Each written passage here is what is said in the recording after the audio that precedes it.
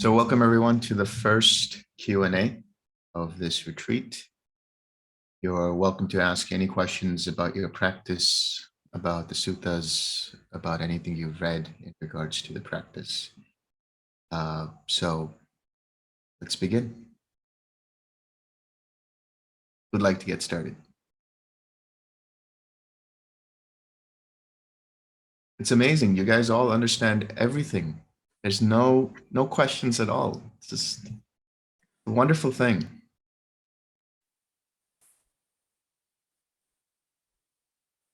Am I audible, Delson? Yes, you are. Okay. See, sabbe sankhara dukkha. That means all sankharas are dukkha.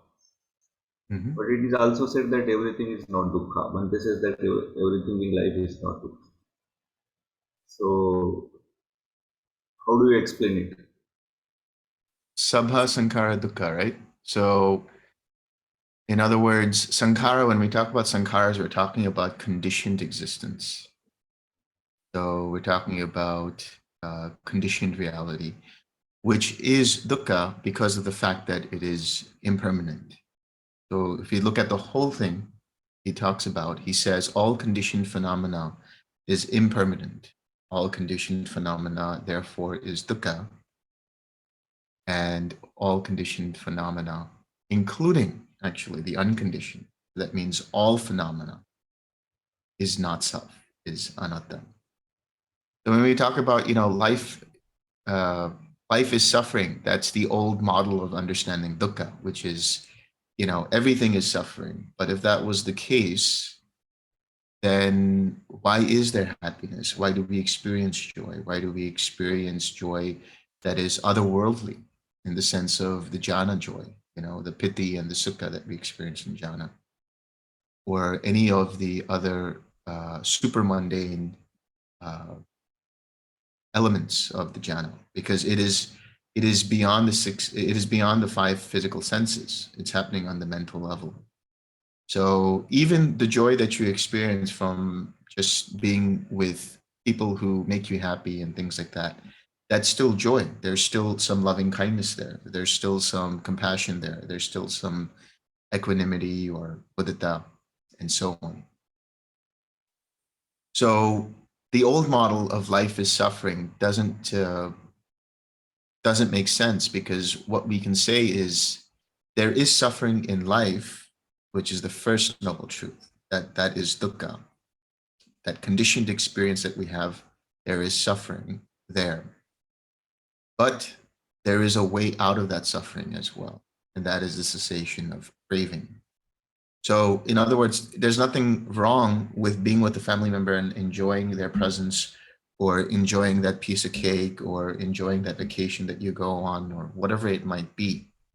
The dukkha arises due to the craving, that is to say, the identification with that process, or the ending of that joy. If it causes dukkha, it is because there's craving attached to it, that I don't want this to end, or I want more of this. That craving aspect, the tanha, that is what really causes the dukkha, even in happy situations. The ending of happy situations is dukkha, but the happy situations in of themselves is not dukkha.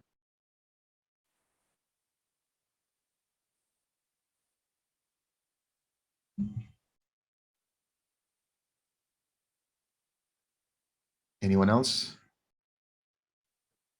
Yeah, I have a question. Hi. Hi. So the first day today of doing this again, or meditating a lot, I should say, my mind was just very distracted. A lot. And so just even when I did a couple of long sittings, well, for me, because I haven't been sitting so long lately, and even still, it would just be very much just not staying on the object very long at all. Yeah. And I know that Bhante always says, well, that is the first day, that's the hardest day. But it does seem that even for me, it's that way a lot. So Okay. any other thing, and I tried lots of different little techniques too, bringing in Yeah. different factors and 6Ring the moment you see a little movement. But maybe I was trying too hard. It's possible. I don't know. It is possible. Maybe you were over enthusiastic and the mind just became very, focused on it. But I would say, yes, Bhante always says the first day, he calls it the first day blues, and the other question is to ask yourself, is there anything that you're doing in the way of activities that's causing the mind to be active? Is there anything that you're considering in your mind when you're doing things that causes the restlessness? Because uh, that can also be experienced in the meditation as a result of things that you're doing throughout the day. So, with the online retreat, it is a bit more challenging than a physical retreat, where in the physical retreat, you're not, distracted by other things that are happening during the day, whether it's responsibilities that you have to take care of because you're at your home and you might have to do other things or whatever it might be.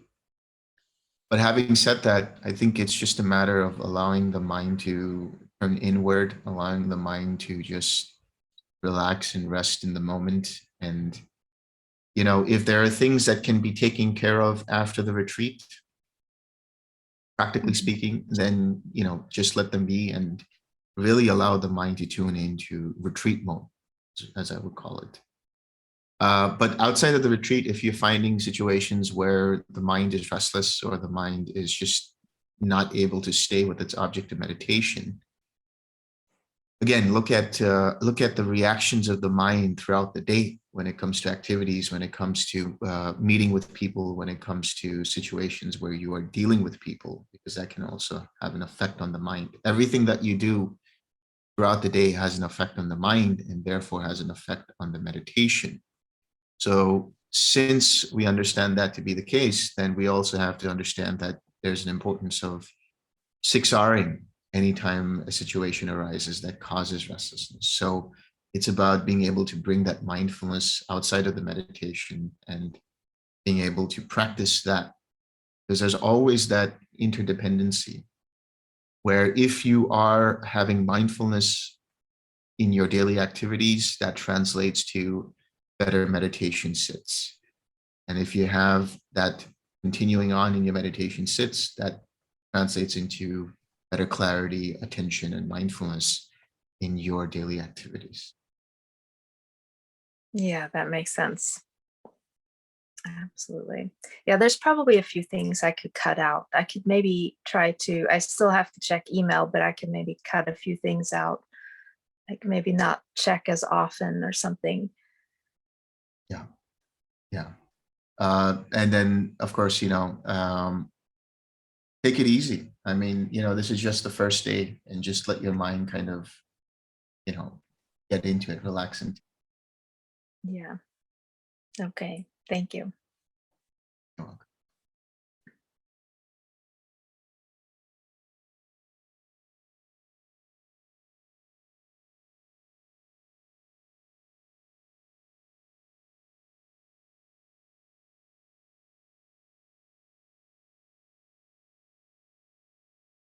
Anyone else?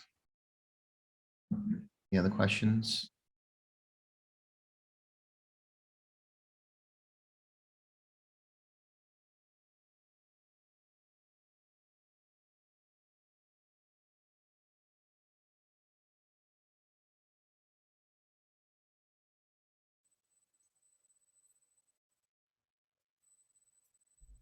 Delson, after one attends arahanthood, he has to produce sankharas till his death. So those sankharas are not considered dukkha. Sorry, can you say that last part of that about the sankharas? It kind of cut off. An arahant, he has to produce sankharas till his death. Yeah. Yeah. So are those sankharas considered dukkha or not? Oh, yes. So I think first we have to understand the context of the word sankhara, because sankhara, we know, has so many different meanings. We have sankhara in the way of independent origination, which is the formations that we understand, the verbal, mental, physical. Then we have the sankharas in reference to the aggregate of sankharas, the aggregate of formations. That's identical with three types of formations that we talk about. Then we talk about sankharas in the way of intention. That is to say, cetana.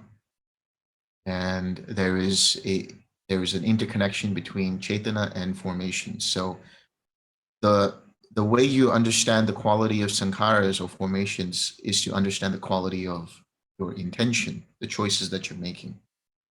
So if the intention is rooted in conceit, if the intention is rooted in craving, if the intention is rooted in clinging and identification and ignorance and so on, then you know the sankharas that are arising are dukkha in that sense.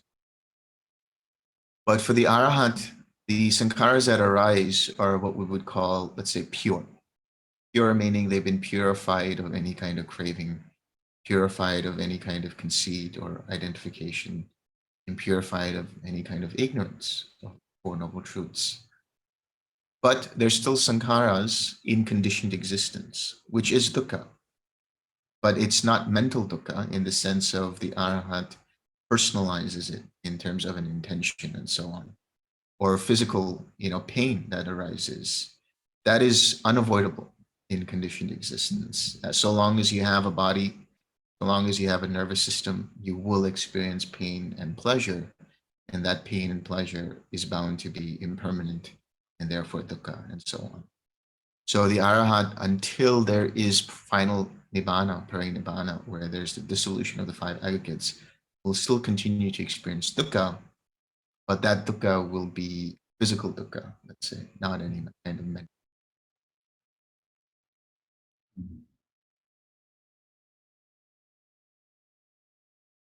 Nobody else has any questions?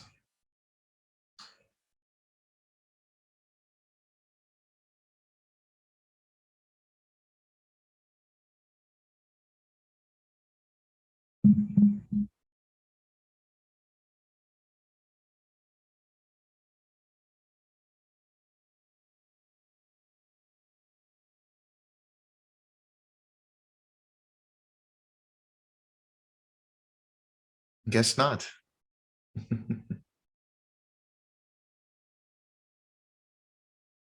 Okay.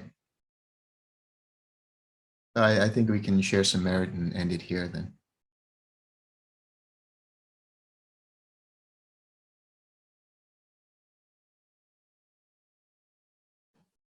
I do have a question, Delson. I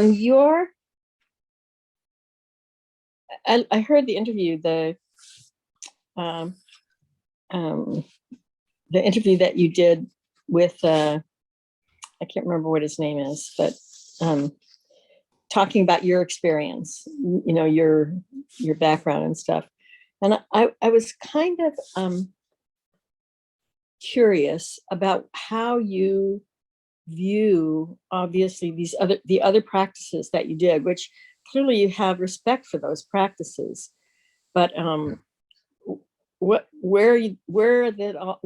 it all fits together. And part of the reason I'm asking is because I heard someone else who had listened to the same interview saying he felt that what you were saying was that that there are different roads that all kind of end up in the same place, which that wasn't what I really took away from that at all. And so I wondered if you could clarify that for me. Sure. First I'll just address that notion that a lot of people have or sometimes take away from, which is that all paths lead to the same. That's something that you see a lot nowadays. And so right. What we do understand, or from my understanding or from my experience, is that no, not all paths lead the same, because I really have gone through the end of each path through yoga and Vedanta and all of these things.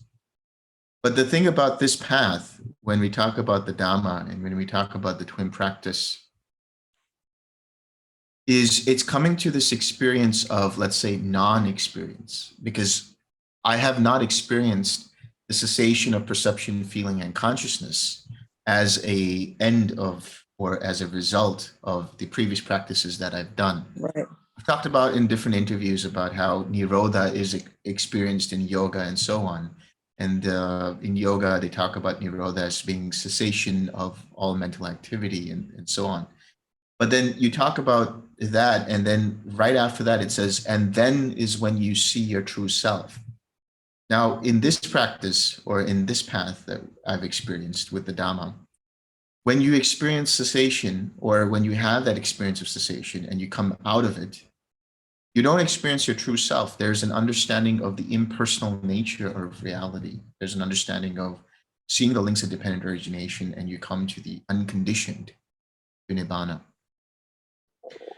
So my explanation, or my answer to those people who would say that, you know, I am saying that all paths lead to the same. In fact, I'm not. What I'm saying is all of these different paths do lead to some kind of experience, but that's just it. It leads to some kind of experience that's still within conditioned spheres, you know, of experience. When you talk about the understanding of Vedanta, where you have the experience of the Brahman, the experience of infinite consciousness, and so on, that's still in the realm of conditioned experience. And therefore, if it's conditioned, it's liable to change. And if it's liable to change, it's liable to go away, which causes dukkha, and therefore can't be considered self. And the wonderful thing about the Dhamma in this case also is that the Buddha says even the unconditioned is not self. Even the unconditioned is impersonal. So you don't even take the unconditioned as any kind of a self, a transcendent self, or anything like that. So having said all of that, like I said, and like you rightly said, which is, I do have respect for the traditions that I have gone through, only because they have laid the foundation for me to understand what is the Dhamma and what isn't the Dhamma, for me to have experiences of different meditative attainments and understandings, so that as a guide, I can understand where a person is coming from, and then be able to say to them, okay, well, you're experiencing this right now. Have you thought of changing it in this way so you can see what happens after that? So that is why I have a lot of deep respect for my journey, previous to TWIM, previous to the Dhamma, is for the fact that it has given me the discipline, and it's given me the openness to explore different paths and then come to the conclusion for myself, and the certitude that the path really is the Noble Eightfold Path, if you want to get to the unconditioned, if you want to experience the complete cessation of suffering. And sort of in a follow-up to that, because I think one of the things that you said, and maybe I'm misstating this, but when was that it sort of suggested that Bhante asked you if you would teach, and you know that you sort of go where the teaching is, and likewise, you know, that sounds like you would teach anything, any of these, but it's my sense from you is that's not what you were saying again, but rather that you have respect for those traditions, but this is what you're teaching, and you don't have any intention of teaching anything else. Is that accurate? Yeah, that's exactly so. So when I said, you know, I would just go where everyone wants me to teach, that is specifically teaching the Dhamma, teaching the TWIM practice. Yes. Yeah. Okay. So.